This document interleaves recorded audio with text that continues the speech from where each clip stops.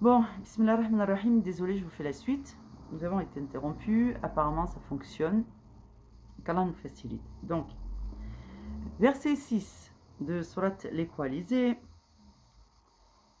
je viens de le lire donc dans la partie juste avant, partie 1. Voilà ce que dit Allah. Lorsque nous prîmes des prophètes leur engagement, de même que de toi, de Noé, d'Abraham, de Moïse, de Jésus, fils de Marie, et nous avons pris d'eux un engagement solennel, ainsi que de vous. Vous comprenez ça? Voilà. Afin qu'Allah interroge les véridiques sur leur sincérité. Et il a préparé aux infidèles un châtiment douloureux. Donc ne trahissez pas votre serment. Et si vous voyez des gens qui sont comme ça et qui vacillent, aidez-les à soutenir leur piété quand vous savez qu'ils sont croyants et pratiquants, qu'ils craignent Allah et qu'ils ont la rahma dans le cœur et que ce ne sont pas des transgresseurs. Donc, verset numéro 9. Ô vous qui croyez, rappelez-vous le bienfait d'Allah sur vous quand des troupes vous sont venues et que nous avons envoyé contre elles un vent et des troupes que vous n'avez pas vues. Allah demeure clairvoyant sur ce que vous faites. Voyez, je vous assure que c'est vrai. Allah a dit que les cœurs se ressemblent, que l'histoire se répète globalement. Il le dit sans le dire dans ces mots-là, mais c'est moi qui vous résume. Que l'histoire se répète, que les cœurs se répètent, que les croyants se ressemblent et que les mécréants se ressemblent. Et par conséquent, tu ne verras pas de changement à la règle d'Allah. Allah continuera à châtier, à faire disparaître les civilisations les unes après les autres et à les remplacer par de nouveaux peuples, et ainsi de suite. Donc quand Allah dit « Je vous ai envoyé des vents et des troupes que vous n'avez pas vues », je vous garantis,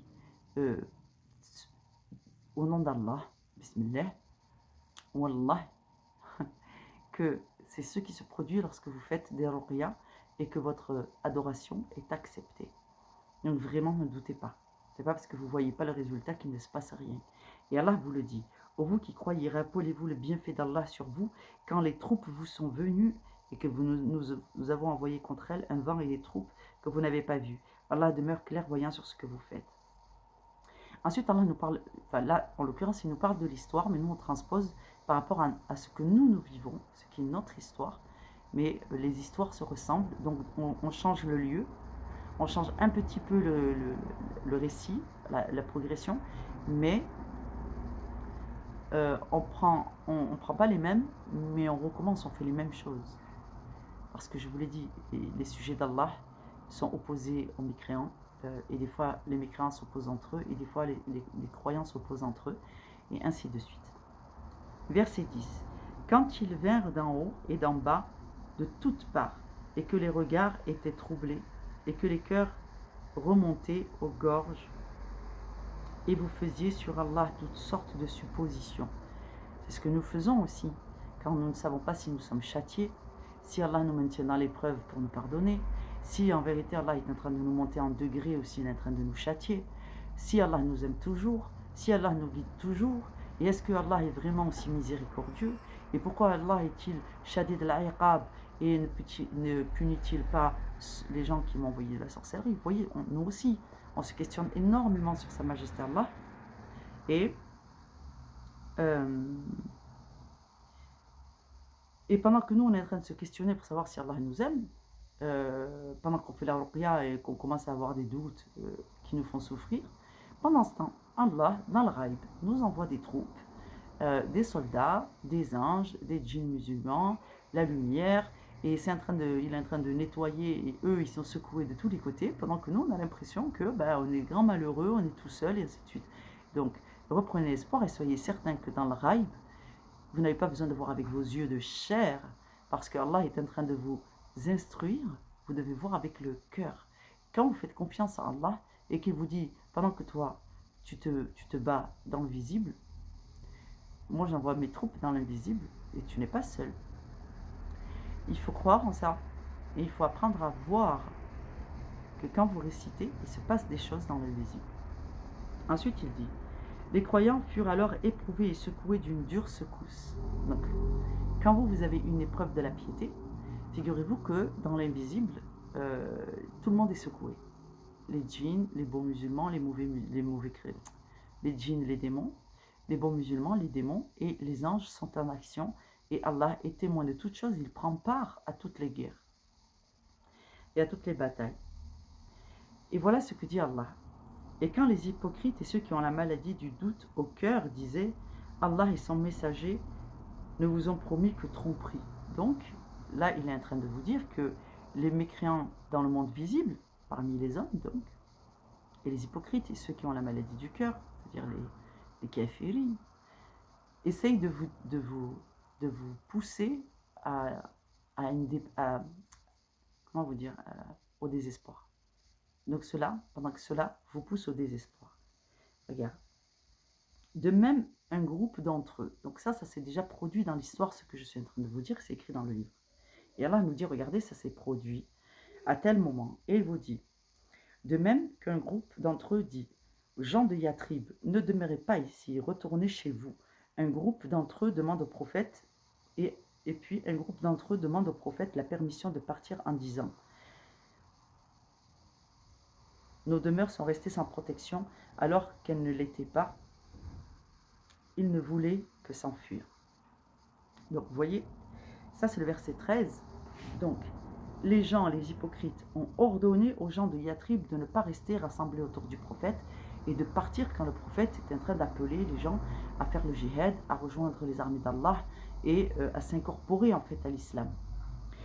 Et vous voyez que les gens de Yatrib ont dissuadé les gens d'obéir au prophète. Et donc ceux parmi les hypocrites qui se faisaient passer pour des sujets d'Allah ont prétexté, ont pris ceci comme prétexte pour déserter, ni plus ni moins. Mais bien qu'ils ont demandé la permission au prophète. Mais pourquoi tu demandes la permission au prophète? Puisque le prophète il vient de t'appeler à assumer ta position. Et quand c'est Allah qui appelle au combat, il ne faut pas oublier que quand c'est Allah qui te met en position, et tu n'as pas d'autre choix que de répondre à l'appel. Et si on reprend le premier verset, donc ça c'est le verset 13, le premier verset, c'est le premier verset. Ô prophète, crains Allah et n'obéis pas aux infidèles et aux hypocrites, car Allah demeure omniscient et sage. Et suis ce qui t'a été révélé émanant de ton Seigneur, car Allah est parfaitement connaisseur de ce que vous faites, et place ta confiance en Allah, et Allah te suffit comme protecteur. Donc, jusqu'au verset 3, et ça c'est le verset 13. Continue. Allah dit, Bismillahirrahmanirrahim, il est lourd, Allah dit, et si une percée avait été faite sur eux par les flancs de la ville et qu'ensuite on leur avait demandé de renier leur foi, ils auraient accepté, certes, et n'auraient guère tardé. Donc, il faut savoir que lorsque vous avez cherché de l'aide auprès de gens qui se disent croyants, et qui se disent, voilà, des gens qui veulent se faire passer pour des bons croyants, et que vous n'avez pas trouvé le soutien escompté, alors que réellement votre piété est bien alignée, que vous avez la guidée, vous avez les signes de la miséricorde d'Allah, même si vous avez une grande épreuve, et que les gens à qui vous avez sollicité pour être vos alliés dans cette lutte, vous ont abandonné. Et sachez que c'est exactement ce qui s'est passé pour le messager d'Allah. Donc, il ne faut pas désespérer. Et ils vous disent, ces gens-là, ils n'ont pas répondu à l'appel d'Allah. Lorsque Allah les a appelés par votre biais, parce que vous êtes devenus l'outil d'Allah. Dans l'épreuve, nous sommes l'outil d'Allah, même dans le bien. Le bien est une épreuve comme le mal. Et nous sommes l'outil d'Allah quand nous avons pris cet engagement avec Allah de lui obéir. Et il dit, tandis qu'auparavant, donc ces gens-là qui ont rejeté l'appel, avaient pris l'engagement envers Allah qu'ils ne tourneraient pas le dos. Et c'est d'eux qu'on parle dans la Fatiha. Quand Allah dit, quand Allah nous fait dire, Ihdina sirat al-mustaqim, sirat al-ladina, alors c'est là, An'amta alayhim ghayri al-maghdubi, ceux qui tournent le dos, c'est cela, al-maghdubi. Les hypocrites disent, oui, mais moi, en fait, ils ont la maladie du cœur, ils ont peur de mourir pour la cause d'Allah. Mais du coup, ils ont peur de vivre pour la cause d'Allah. Dis-moi de quoi tu as peur et je te dirai qui est ton maître. Donc, si tu as peur d'Allah, ton maître est Allah. Si Tu as peur d'être châtié, tu as tellement peur d'être châtié pour Allah qu'il te dit si tu meurs pour ma cause, je te comble, je t'honore et je te donne le paradis et je te récompense. Or, si tu refuses de mourir pour moi, tu vas mourir de ma main et je te châtierai. Ben, crois-moi que les vrais musulmans, ils préfèrent mourir pour Allah que mourir pour une mauvaise raison. Parce que dans tous les cas, on va tous mourir et on a tous compris ça. Ceux qui n'ont pas compris, ils ne vont pas tarder à le comprendre, Inch'Allah. Quand on n'a pas peur de mourir pour Allah, on n'a plus peur de vivre pour Allah. Et quand on n'a pas peur de vivre pour Allah, on n'a pas peur de mourir pour Allah. Donc si Allah te dit, je vais te mettre dans l'épreuve et tu mourras dans cette épreuve, il ne va pas le dire, mais on s'attend tous dans les moments difficiles. Combien de fois on a vu la mort? Moi, vous et chacun d'entre nous, on a vu passer la mort plusieurs fois dans notre vie en nous disant, ça y est, c'est bon, je vais mourir. La ilaha illallah Muhammad Rasulullah. La ilaha illallah Muhammad Rasulullah. Tous, on a vécu ça, tous, on va le vivre. Et c'est dans ces moments-là que vous allez vous rendre compte à quel point vous êtes attaché à la miséricorde d'Allah et à quel point, franchement, le souvenir d'avoir peur d'être mort sans avoir eu le temps de faire sa religion, wallah, il est impérissable chez moi. Quel que soit ton niveau, hein. C'est-à-dire que quand tu as commencé à faire des ruqya, à faire du jihad et ainsi de suite, jihad al-nafs, et d'enseigner aux autres jihad al-nafs, tu te dis, Allah, on ne peut pas s'arrêter, tu ne peux pas me laisser mourir, j'ai pas fini mon travail, j'ai pas fini de travailler pour toi, j'ai plein de choses à faire, j'ai encore des projets, j'ai encore une vision d'un potentiel qu'il faut développer pour aider nos frères et sœurs. On est en train de mener un projet, mais Allah, il te dit, calme-toi, c'est mon projet. Si je dis que ton temps de travail est terminé, tu pars en retraite. Eh bien, je prends ton âme. Faut pas croire, faut pas oublier que les bons serviteurs, quand vous êtes dans l'épreuve, Allah, des fois, il se languit de vous. Hein. Faut pas croire. Hein. Il faut pas oublier qu'Allah aime ses sujets, aime ses serviteurs. Hein. Quand il vous éprouve et il vous fait monter en degrés, Allah est patient. Il est patiente. Il se dit, mon serviteur, je lui ai donné un travail, il a à cœur de le mener, et je suis obligé de tempérer ses ardeurs, parce que des fois, il oublie. C'est moi le pouvoir, c'est pas lui. Mais des fois, on se confond avec le pouvoir d'Allah, et ça, c'est dangereux. Mais Allah se languit de son serviteur. Donc, il faut se rappeler que si Allah reprend ton âme dans l'épreuve, puisque Allah t'aime, et il a aussi envie d'avoir ces sujets, de s'entourer des meilleurs de ces sujets de chaque époque. Mais nous, on a à cœur de finir ce qu'on commence et qu'Allah nous facilite. Alors, il dit, écoutez bien ce qu'il dit. Hein. Donc, comme ça, vous comprenez que ce qui vous meut, vous, quand vous êtes dans l'épreuve, vous comprenez ce qui vous meut. Parce qu'Allah met des mots sur les choses. Et ce qu'il a dit là, c'est le rappel pour les croyants de « Ah, c'est pour ça. Nous, on a compris ça en fait. Nous, on a compris ça. On vit selon ce commandement.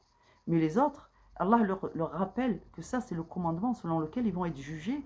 Et ça va faire psh, psh, dans le barbecue céleste. Le barbecue céleste.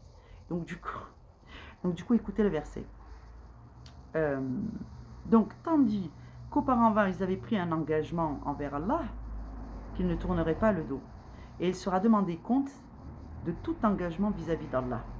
Verset 16 dit « Jamais la fuite ne vous sera utile si c'est la mort dans le combat que vous fuyez, ou le meurtre dans le combat que vous fuyez. Donc, vous n'aurez pas le choix. Quand Allah vous appelle et qu'on vous dit « Écoutez, faire le retour à l'envoyeur, c'est indispensable. » Quand vous voyez que vous avez fait une ruqya, vous avez fait une deuxième ruqya, vous avez du mieux, puis c'est revenu, puis vous mangez en rêve, puis il y a des phénomènes dans la maison qui sont partis, puis ça revient. Ça veut dire qu'il y a une taba. Ça veut dire que vous avez des ennemis actifs qui renouvellent et qui vous ont pris pour ennemis. Et bien, quand vous réalisez que vous avez des gens qui adorent Iblis, et qui vous ont pris pour ennemis, eh bien, c'est ce verset que vous devez comprendre et appliquer. Si vous pensez que vous pouvez échapper au combat, détrompez-vous. C'est Allah qui vous a mis en situation de combattre. Donc quand je vous dis, à ce niveau de ruqya, bon je ne sais pas moi, prenons un exemple. Tu penses, tout allait plus ou moins bien, tu te maintenais. Et il t'arrive des bricoles, tu tombes malade, c'est bizarre, c'est pas comme d'habitude et tout. Et tu te dis c'est un rime. tu te soignes contre un aïn. Et tu n'as pas d'ennemi en tête et tu n'as pas commencé un jihad contre l'occulte et ainsi de suite. Et tu te dis, je vais faire une ruqya, je vais me nettoyer de ce aïn. Ça peut arriver à aïn, même les bonnes personnes peuvent faire du aïn sans faire exprès parce qu'elles ont oublié de faire une invocation de protection et ainsi de suite. Allah Ghafur Rahim, qu'Allah nous protège. Mais quand tu te rends compte qu'en réalité, il y a des gens qui travaillent activement et qui t'ont pris pour ennemi, alors toi, tu dois te positionner en serviteur d'Allah. Et tu dois pratiquer le retour à l'envoyeur, tu dois pratiquer le jihad dans ce cas-là. Et c'est exactement ça, quand Allah appelle son serviteur au combat, vous en ressentez les effets. Et donc il te dit, Allah, si c'est le meurtre dans le combat que tu fuis, ça ne marche pas comme ça. Alors, dans ce cas, vous ne jouirez de la vie que peu de temps. Si vous essayez de fuir le combat, vous risquez de mourir dans cette situation.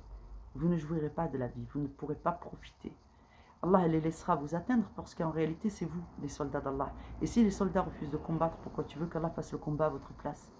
Donc, ne demandez pas à Allah de vous donner la vie du paradis dans ce monde. Dans ce monde, vous devez d'abord faire vos preuves. Et si Allah vous met en face d'ennemis qui récidivent, eh bien, il faut prendre les armes. Et vos armes, c'est ça. C'est ça et la sunna du prophète Mohammed alayhi salatu salam. Obéir à Allah avec ceci et obéir au messager d'Allah lorsque vous prenez la parole vérifiée et fortifiée dans la bouche du prophète Mohammed alayhi salam, qui est aussi la parole d'Allah. Quand vous suivez la méthode du prophète alayhi salatu salam pour faire la prière, pour bénir sa nourriture, les invocations de protection, les ablutions, la pureté, le bon comportement et l'affection, la douceur avec laquelle vous parlez à vos coreligionnaires, lorsque vous suivez cette sunna, vous êtes en train de renforcer votre chemin de piété et votre pouvoir, vous le prenez auprès d'Allah. Mais qu'est donc le pouvoir? Le pouvoir, c'est le soutien de Sa Majesté Allah lorsqu'il est satisfait de vous. Lorsqu'Allah est satisfait de vous, il vous soutient. Et lorsque vous faites une ruqya qui devient un jihad, et que ce que vous cherchez avant d'abattre vos ennemis, c'est la satisfaction d'Allah lorsqu'il vous a appelé au combat de répondre à son appel, alors effectivement, vous êtes désintéressé de votre propre gain dans ce monde, un autre gain que celui de satisfaire Allah et de recevoir son amour, son affection, sa miséricorde et son secours. Et lorsque vous faites cela, avec cette vision, cet état d'esprit bien agencé, subhanallah, vous avez de bons résultats. Donc il faut persévérer, il faut lire son livre et il faut comprendre la méthode qu'Allah vous enseigne pour reconnaître vos ennemis, combattre vos ennemis et savoir quand vous êtes appelé au combat.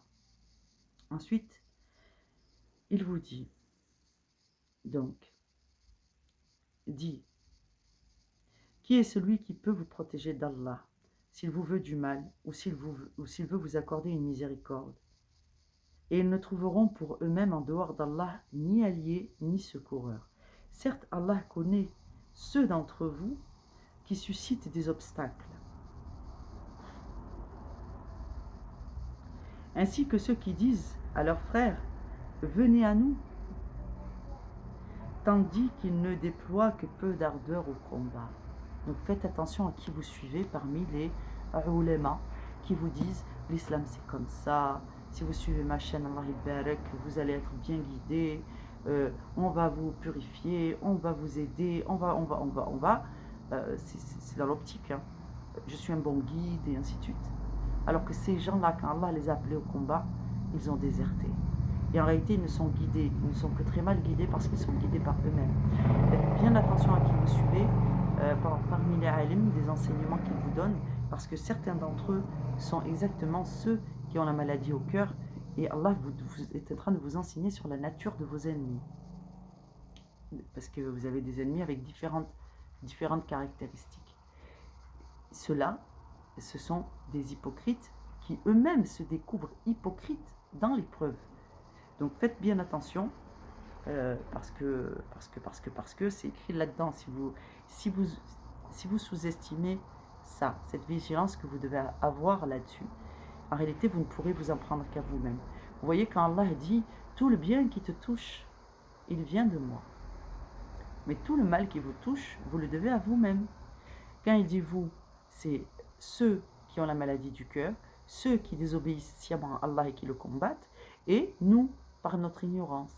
Donc vous voyez que Allah a encore raison sur ce point. Donc il nous engage à étudier son livre, surtout quand il dit Iqra, Iqra bismi rabbika, alladhi khalaqa, khalaqa al-insana min alaq, Iqra wa rabbuka al-akram, alladhi alama al-insana bil-kalam, allama al-insana ma lam ya'lam, qui a éduqué Allah, Allah qui a éduqué l'homme par la parole ou par la plume, ce qui revient à peu près au même, enfin dans le sens, parce que la plume écrit tout ce qu'Allah a dicté, mais tout ce qu'Allah a dicté finit dans notre bouche, puisque la plume de l'être humain a fait son travail et que la parole purifiée nous est parvenue.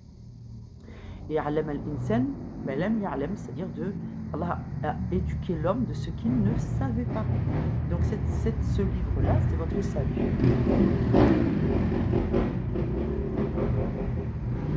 Donc il dit, Allah connaît certes ceux qui suscitent des obstacles, c'est-à-dire que ces gens-là sont un obstacle pour votre piété. Lorsque tandis qu'ils déploient, alors ils vous disent, venez à nous, donc écoute bien, ainsi que ceux qui disent à leurs frères, donc parmi eux il y a aussi ceux qui sont des obstacles, c'est-à-dire nous on vous déteste, Saharatou et compagnie, mais il y a aussi ceux qui disent qu'ils ne sont pas dans le sentier d'Allah et qui disent aux autres, venez à nous, et Allah dit, tandis qu'ils déploient peu d'ardeur au combat, avares à votre égard, puis lorsque leur vint la peur, tu les vois te regardant avec les yeux révulsés, comme ceux de quelqu'un qui s'est évanoui par peur de la mort. Une fois la peur passée, ils vous lacèrent avec leurs langues affilées, alors qu'ils sont chiches à faire le bien. Ceux-là n'ont jamais cru. Allah considère que ces gens-là n'ont jamais eu la foi, parce que les gens qui ont la foi craignent Allah et n'adoptent pas ce genre de comportement où ce n'est que sous le coup d'une impulsion, et en général ils regrettent et ils essayent de corriger ce comportement. Or ceux qui s'y adonnent régulièrement et qui s'en délectent, ceux-là n'ont jamais cru. Voilà, ceux-là n'ont jamais cru. Voilà donc, Allah donc rend vaines leurs actions, et cela est facile à Allah, alhamdoulilah. Ensuite il dit, ils pensent que les coalisés, et ça c'est intéressant, ils pensent que les coalisés ne sont pas partis. Vous savez, quand moi j'utilise cette expression coalisé, parce que coalisé ça veut dire la réunion de vos ennemis. Alhamdoulilah. Vous voyez par exemple, quand je vous enseigne la ruqya, je soigne des gens d'un peu partout, notamment, pas trop l'Asie, mais quand même, alhamdoulilah, l'Europe et l'Afrique. Eh bien, les démons d'Europe, des Saharatou d'Europe, vont s'allier avec les démons d'Afrique, des Saharatou d'Afrique. Ils se coalisent, ils viennent d'un peu partout, un peu toutes les régions où il y a des gens qui écoutent mes vidéos, il y a des gens qui se soignent avec les enseignements d'Allah, et il y a des gens qui profitent de mes suivis et de mes ruqya. Donc du coup, on casse le travail, parce que ce que vous faites mieux de votre religion vous vaut le soutien d'Allah, donc la miséricorde d'Allah. Et les enseignements que vous avez acquis ici sont à votre profit, c'est-à-dire que même si demain vous ne suivez plus mes vidéos, ce que vous avez appris, vous le possédez. Ce que tu n'as pas dans le cœur, tu ne le possèdes pas.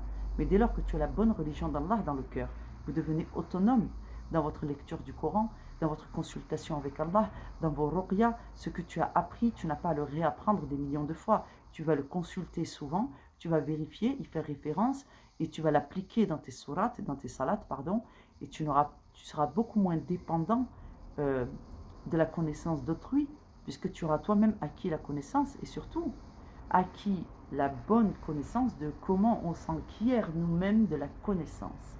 Et ça, c'est l'arme la plus redoutable. Quand les ennemis, ils se rassemblent pour essayer de trouver des solutions pour t'arrêter à tout prix dans ton travail. Moi, j'appelle ça des coalisés. Ils se coalisent, une coalition en fait, parce que c'est le terme approprié. Donc cette coalition, elle existe à notre époque. Mais voilà ce qu'Allah dit au sujet de la coalition qui a eu lieu contre le prophète Mohammed alayhi salatu wassalam. C'est vous dire que Allah dit à mes ennemis, à mes alliés, je choisis moi-même leurs ennemis. Mais ensuite, c'est les ennemis qui commencent la guerre avec mes alliés, les alliés d'Allah. C'est toujours al-qaw, c'est toujours les ennemis qui commencent. Parce que le musulman, c'est dans sa nature de faire la paix et de créer un climat ambiant viable. Donc voilà ce qu'Allah dit au sujet des coalisés du prophète Mohammed alayhi salatu wassalam. Il dit, ils pensent que les coalisés ne sont pas partis. Or, si le coalisé revenait, ces gens-là souhaiteraient être des nomades parmi les bédouins et se contenteraient de demander de vos nouvelles, de loin. S'ils étaient parmi vous, ils n'auraient combattu que très peu.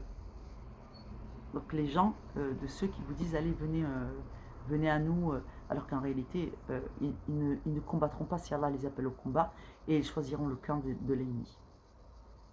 En effet, vous avez dans le messager d'Allah un excellent modèle à suivre pour quiconque espère en Allah et au jour dernier et invoque Allah fréquemment. C'est exactement ce que je vous ai dit en préambule. Allah nous a donné un prophète, alayhi salatu wassalam, qu'il a purifié, qu'il a rendu parfait dans l'exécution de sa religion, afin que nous ayons le meilleur modèle. Et quand vous lisez le Coran, ce que Allah assigne au prophète comme religion, c'est la vôtre. Donc suivez ce qu'il y a dans le livre, Inch'Allah, ala kulli hal. Et quand les croyants virent les coalisés, ils dirent, voilà ce qu'Allah et son messager nous avaient promis. C'est exactement ce que j'ai dit. J'ai dit, ah là là, voilà ce qu'Allah avait promis. Et voilà, donc c'est comme ça. Alhamdulillah. Et Allah et son messager disaient la vérité. Effectivement. Et cela ne fit que croître leur foi et leur soumission. Et c'est exactement ce qui s'est passé, en tout cas dans mon cas, et je suis persuadée que c'est le cas pour vous aussi. Et il est parmi les croyants des hommes qui ont été sincères dans leur engagement envers Allah. Certains d'entre eux ont atteint leur fin et d'autres attendent encore et ils n'ont varié aucunement dans leurs engagements. Vous savez ce que ça veut dire ça? Ça veut dire qu'il y a dans ce monde encore des personnes, pas des millions parce qu'on est 9 milliards, mais des personnes qui adorent Allah de la bonne façon. Il y en a. Mais il n'y en a pas tant que ça. Et c'est compliqué d'en trouver de nos jours des bons guides qui, lorsqu'ils enseignent la religion équilibrée. Pas un côté trop édulcoré, ou un côté trop énervé, ou un côté trop il faut tuer tous les mécréants, ou un côté il faut être doux avec tout le monde et super gentil. Non, non, il y a un équilibre à avoir dans toute chose. Et le livre est équilibré. Donc la meilleure façon, c'est de suivre le livre et de recontextualiser constamment.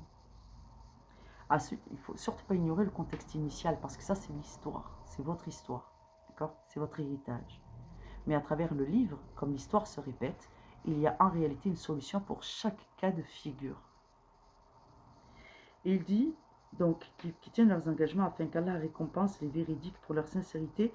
Et deuxième façon, que Allah vous a appelé au combat, écoute, Allah vous récompense lorsque vous êtes des véridiques, mais de notre côté, il châtie s'il veut les hypocrites ou accepte leur repentir, car Allah est pardonneur et miséricordieux.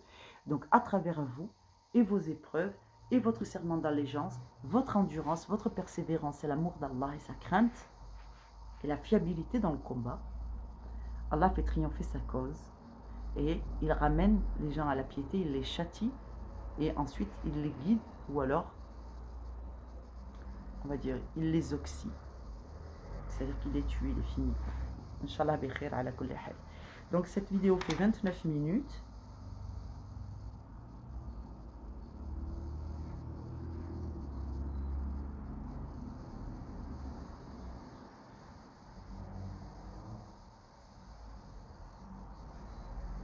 Écoute, c'est la dernière. Alors je vais vous lire le verset 25.